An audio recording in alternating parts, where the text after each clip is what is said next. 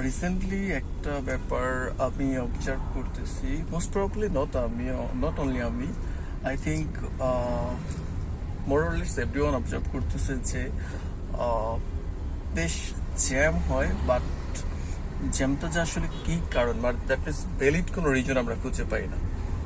Usually আমি একটা history আপনাদের সাথে শেয়ার করি। আহ, আমার অফিস হচ্ছে গুলশানে, আমার বাসা উত্তরায়।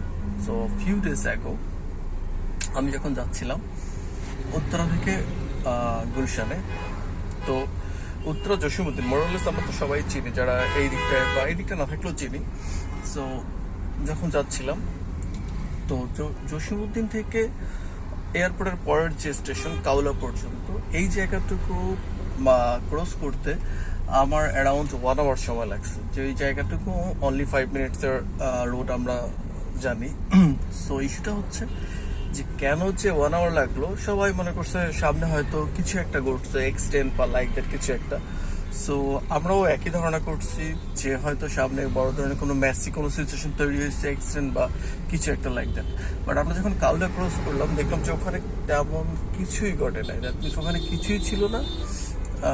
বাট কি কারণে যে জ্যাম, মানে জ্যামটা যে কেন হইলো বা এর ভ্যালিড রিজন কেউ বলতে পারলো না। সো আমরা ওখান থেকে ক্রস করে চলে গেলাম, তারপরে ফুল রাস্তা একদম নিচে কি বলে ফ্রি ছিল, খুব আরামসে চলে যাওয়া, মানে যেতে পারছি আমরা গুলশান পর্যন্ত। বাট ইস্যু হচ্ছে জসীমউদ্দিন থেকে কাউলা পর্যন্ত অ্যারাউন্ড 1 আওয়ার লাগলো। এটা আমাদের সবার লাইফ থেকে অযথা একটা সময় চলে গেল, যেখানে কোনো ভ্যালিড রিজন ছিল না যে কি কারণে আমরা জ্যামে পড়েছিলাম। সো এই ব্যাপারটা আমার মনে হয় ইদানিং একটু বেশি করতেছে। এই জায়গাটা আমাদের একটু কাজ করা হয়তো সুযোগ আছে। যারা আমাদের ট্রাফিক সিস্টেমে কাজ করেন, দয়া করে এই ব্যাপারটা একটু নজর দিবেন, যাতে এই ব্যাপারগুলো আমরা খুব দ্রুত কি বলে সলিউশনের দিকে চলে আসতে পারি, যত ইমিডিয়েট কারেক্টিভ অ্যাকশন নেওয়া যায়। Thank you. আমি যদি আপনাদেরকে একটু দেখানোর চেষ্টা করি, ইউজুয়ালি এয়ারপোর্টের পরে কাউলা পর্যন্ত তো জ্যাম থাকার কথা না। আমাদের বিপরীত বাসটা, যেটা মানে হচ্ছে ঢাকা থেকে বের হয়ে যাচ্ছে গাজীপুরের দিকে যাচ্ছে, এইটা মোটামুটি মোরলেস ক্লিয়ার। বাট আমরা যে বাসটায় আছি, মানে যারা ঢাকার ভিতরে যাচ্ছি, গুলশান বা লাইক দ্যাট বনানী, এই রাস্তাটায় থেমে থেমে জ্যাম থেকেই গেল। ইউজুয়ালি তো এই যে রাস্তাটা ক্লিয়ার থাকার কথা ছিল, বাট এই রাস্তাটা কিন্তু থেমে থেমে জ্যাম, আবার মাঝে মধ্যে একটু ফ্রি পাচ্ছে। আমরা এখন যে জায়গাটা জ্যামে পড়ে আছি, এটা হচ্ছে ব্রিজের শেষে।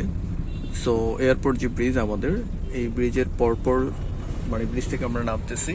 বাট এইখানে তো ইউজুয়ালি জ্যাম পড়ার কথা না, এখানে তো এই যে রাস্তা ফ্রি থাকার কথা। ব্রিজের উপর যে আমরা আসি মূলত ফ্রি একটু পাওয়ার জন্য।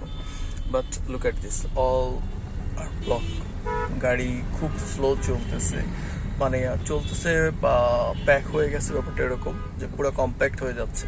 সো এই ইস্যুগুলো তো হওয়ার কথা না, ইউজুয়ালি এতটা জ্যাম হওয়ার কথা না আমাদের। এখন আমরা একটা কি বলে খুব রিসেন্টলি ভালো একটা সময় পার করছিলাম, যেখানে জ্যাম অন্তত অনেক বেশি কমে গেছিলো ঢাকাতে, যেটা নিয়ে আমরা সবাই অনেক বেশি খুশি ছিলাম। বাট এখন আবার একই সিচুয়েশন তৈরি হয়েছে, যেখানে হিউজ জ্যাম আমরা প্রতিনিয়ত ফেস করতেছি। অফিসে যাওয়া আসা, ইভেন খুব আর্লি মর্নিংও বের হই, তখনও এরকম সেম প্রবলেম পেয়ে থাকি। আবার যদি একটু লেট নাইটও হয়, দেখা গেলো তখনও সেম, মানে কোন সময়টা তাহলে ফ্রি থাকে, আসলে কখনোই ফ্রি থাকে না। সো এই ব্যাপারগুলোতে আমাদের ট্রাফিক সিস্টেমটা আরেকটু আপডেট হওয়া জরুরি, এবং কারেক্টিভ অ্যাকশন যত ইমিডিয়েট নেওয়া যায় ততই আমাদের জন্য উত্তম।